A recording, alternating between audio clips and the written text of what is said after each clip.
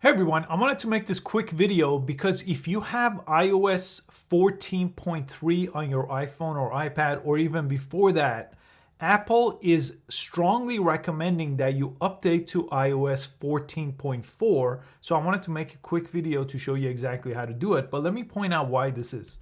You could see this article here. I'll put it in the description so you can read all of it. But basically with iOS 14.4 and iPad OS 14.4, it's fixing a security issue.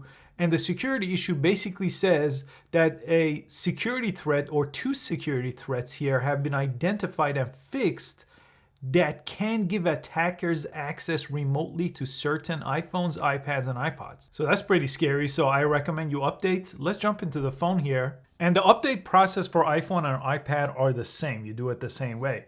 All you have to do is open the settings app of your phone and then scroll down to get to the general section right here. So I'm gonna click on general. And then right here, I wanna go to software update. And I already downloaded it, but typically if it's not downloaded, 14.4 in this case, you just have to go ahead and press download.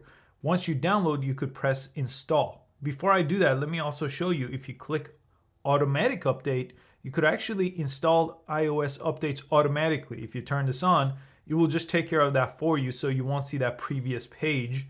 Every time you charge your phone, you'll just get to this page and everything will be taken care of.